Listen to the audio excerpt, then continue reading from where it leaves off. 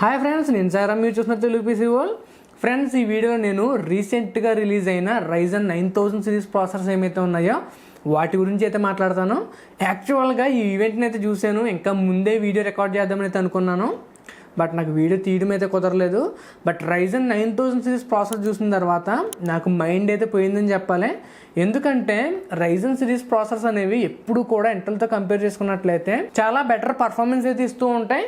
అది కాక ఈసారి రిలీజ్ అయిన 9000 సిరీస్ ప్రాసెసర్స్ ఏమైతే ఉన్నాయో ఆ ప్రాసెసర్స్లో మనకి ఇంప్రూవ్మెంట్స్ అయితే చాలా ఉన్నాయి. అండ్ అంతేకాకుండా వీళ్ళ యొక్క ప్రైస్ ఏదైతే ఉందో ఆ ప్రైస్లో కూడా వీళ్ళు చేంజెస్ అయితే చేశారు. సో వీడియోని కంప్లీట్గా చూడండి, వాళ్ళు ఏ ప్రాసెస్ రిలీజ్ చేశారు, అంతేకాకుండా చేంజెస్ ఏమొచ్చినాయి అనేది కంప్లీట్గా ఈ వీడియో అయితే చెప్తాను. సో మనం కనుక Ryzen 9000 గురించి మాట్లాడుకున్నాం అనుకోండి, Ryzen 9000 సిరీస్ ప్రాసెసర్స్ ఏమైతే ఉన్నాయో అవన్నీ కూడా మనకి ప్రీవియస్గా రిలీజ్ అయిన మదర్ బోర్డ్స్ ఏమైతే ఉన్నాయో ఆ మదర్ బోర్డ్స్కి అయితే సపోర్ట్ చేస్తాయి. ఈ విషయాన్ని అయితే గుర్తుపెట్టుకోండి. మనం కనుక Ryzen 9000 సిరీస్ ప్రాసెసర్ చూసుకున్నాం అనుకోండి, ఆ ప్రాసెస్ గురించి మనం మెయిన్గా మాట్లాడుకోవాల్సింది ఏంటంటే ఫస్ట్ వచ్చేసరికి ఎఫిషియన్సీ.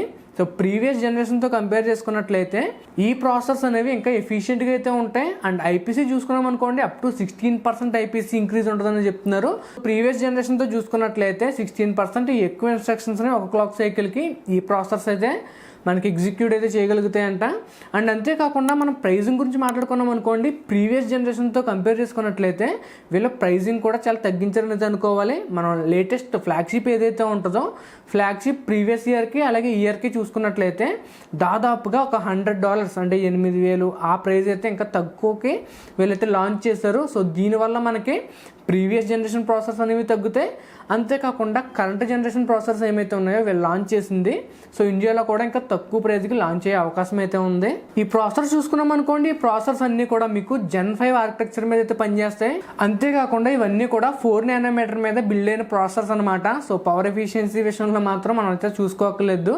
జనరల్గా మనకి Ryzen ప్రాసెసర్స్ అన్నీ కూడా పవర్ ఎఫిషియన్సీ విషయంలో అయితే చాలా బాగుంటాయి. అంటే మనకి తక్కువ పవర్ కన్జ్యూమ్ చేసుకుని మంచి పర్ఫార్మెన్స్ అయితే ఇస్తాయి అన్నమాట. అండ్ అంతేకాకుండా ఈ ప్రాసెసర్స్ అన్నీ కూడా మనకి ఇంటిగ్రేటెడ్ గ్రాఫిక్స్ సపోర్ట్తో పాటు చేస్తున్నాయి. అంటే మనం గ్రాఫిక్స్ ఏదైతే మానిటర్ ఉంటుందో సో మానిటర్ అవుట్పుట్ కోసం ఎటువంటి గ్రాఫిక్ కార్డ్ని యూజ్ చేయాల్సిన అవసరం అయితే ఉండదు. ఇంటిగ్రేటెడ్గానే మనకి వెగా గ్రాఫిక్స్ అయితే ఉంటుంది. సో మనం కనుక ఎన్ని ప్రాసెస్ లాంచ్ చేశారని చూసుకున్నాం అనుకోండి, వీళ్ళు కంప్లీట్గా 4 ప్రాసెసర్స్ అయితే లాంచ్ చేశారు. Ryzen 5 సిరీస్లో ఒక ప్రాసెసర్ లాంచ్ చేశారు, Ryzen 7 సిరీస్లో ఒక ప్రాసెసర్ లాంచ్ చేశారు, అలాగే మనకి Ryzen 9 సిరీస్లో 2 ప్రాసెసర్స్ అయితే లాంచ్ చేశారు. మనం కనుక Ryzen 5 సిరీస్ చూసుకున్నాం అనుకోండి, Ryzen 5 7600X అయితే లాంచ్ చేశారు. ఇది వచ్చేసరికి 6 కోర్ 12 థ్రెడ్ ప్రాసెసర్. దీని యొక్క బేస్ క్లాక్ చూసుకున్నట్లయితే 3.9 GHz ఉంటుంది. అదే బూస్ట్ క్లాక్ చూసుకున్నట్లయితే 5.4 GHz అయితే ఉంటుంది. దీని యొక్క టీడీపీ వచ్చేసరికి 65 వాట్స్ అని అయితే అనుకోవచ్చు. అండ్ మనం Ryzen 7 చూసుకున్నాం అనుకోండి, Ryzen 7 9700X అయితే లాంచ్ చేశారు. ఇది వచ్చేసరికి 8 కోర్ 16 థ్రెడ్ ప్రాసెసర్. దీని యొక్క బేస్ క్లాక్ చూసుకున్నాం అనుకోండి 3.8 GHz ఉంటుంది. అలాగే బూస్ట్ క్లాక్ వచ్చేసరికి 5.5 GHz అయితే ఉంటుంది. ఇది కూడా మీకు 65 వాట్ టీడీపీతో పనిచేస్తుంది. అంతేకాకుండా ఇంటిగ్రేటెడ్గా మనకి గ్రాఫిక్స్ కూడా ఉంటుంది. అండ్ ఫైనల్గా మనం మాట్లాడుకోవాల్సింది Ryzen 9 సిరీస్ ప్రాసెస్ కోసం. మనం Ryzen 9 సిరీస్ చూసుకున్నాం అనుకోండి, Ryzen 9 9900X లాంచ్ చేశారు. అలాగే Ryzen 9 9950X కూడా లాంచ్ చేశారు. Ryzen 9 9900X చూసుకున్నాం అనుకోండి, ఈ ప్రాసెసర్ వచ్చేసరికి 12 కోర్ 24 థ్రెడ్ ప్రాసెసర్ అయితే అనుకోవచ్చు. దీని యొక్క బేస్ క్లాక్ చూసుకున్నాం అనుకోండి 4.4 GHz ఉంటుంది. అలాగే బూస్ట్ క్లాక్ వచ్చేసరికి 5.6 GHz అయితే ఉంటుంది. దీని యొక్క టీడీపీ వచ్చేసరికి 120 వాట్ టీడీపీ అయితే వస్తుంది. అండ్ దాంతోపాటు ఇందులో కూడా మనకి ఇంటిగ్రేటెడ్గా గ్రాఫిక్స్ అయితే ఉంటుంది.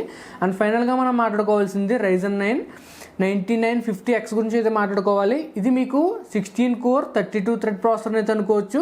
ఇందులో మీరు బేస్ క్లాక్ చూసుకున్నారనుకోండి 4.3 GHz ఉంటుంది. అలాగే మనం బూస్ట్ క్లాక్ చూసుకున్నట్లయితే 5.7 GHz అయితే ఉంటుంది. అండ్ దీని యొక్క మ్యాక్స్ టీడీపీ చూసుకున్నారనుకోండి 170 వాట్స్ ఉంటుంది. అండ్ దాంతోపాటు ఇందులో కూడా మనకి ఇంటిగ్రేటెడ్గా గ్రాఫిక్స్ అయితే ఉంటుంది. సో బేసిక్గా మనం వీటికి సంబంధించిన స్పెసిఫికేషన్ గురించి మాట్లాడుకున్నాం కదా, వీటికి సంబంధించిన పర్ఫార్మెన్స్ గురించి మాట్లాడుకున్నాం అనుకోండి, పర్ఫార్మెన్స్ మాత్రం నెక్స్ట్ లెవెల్ అయితే ఉంది. మనకి ఏదైతే టాస్క్స్ ఉంటాయో బ్లెండర్ అవ్వచ్చు, లేకపోతే ప్రీమియర్ ప్రో అవ్వచ్చు, ఫోటోషాప్ అవ్వచ్చు, ఇటువంటివన్నింటిలో కూడా మనకి ఒక 15 to 25% ఎక్కువ పర్ఫార్మెన్స్ అయితే ఇస్తున్నాయి. అంటే ఇంకా ఎక్కువ పర్ఫార్మెన్స్ ఇచ్చేవి కూడా ఉన్నాయి. సో ప్రతిదీ మనం చెప్పలేం కాబట్టి మనం ఏదైతే యాప్ ఉందో ఆ యాప్ని బట్టి చాలా ఇంక్రిమెంట్ అయితే కనిపిస్తుంది. అండ్ గేమింగ్ గురించి మాట్లాడుకున్నాం అనుకోండి, గేమింగ్ అయితే మాత్రం ఇంకా మనకి నెక్స్ట్ లెవెల్ అయితే అనుకోవచ్చు. Ryzen 5 9600X ప్రాసెసర్ ఏదైతే ఉందో అది మనకి i7 14th జనరేషన్కి కానీ లేకపోతే చూస్తే i9 14th జనరేషన్కి కానీ ఈక్వలెంట్ పర్ఫార్మెన్స్ అయితే ఇస్తుంది. సో మైండ్ బ్లోయింగ్ అనమాట. బట్ సెట్టింగ్స్ని బట్టి గ్రాఫిక్స్ని బట్టి కూడా చేంజ్ అవుతూ ఉంటుంది అనుకోండి. బట్ ఈ పర్ఫార్మెన్స్ లీప్ ఏదైతే ఉందో ఇది ఖచ్చితంగా మనం మాట్లాడుకునే తీరాలి. సో ఇది ఫ్రెండ్స్ ఈరోజు వీడియో అయితే మీకు నచ్చింది అనుకున్నాను. నచ్చితే కనుక లైక్ చేయండి, షేర్ చేయండి, సబ్స్క్రైబ్ చేసుకోండి. నేను sir signing off guys, bye.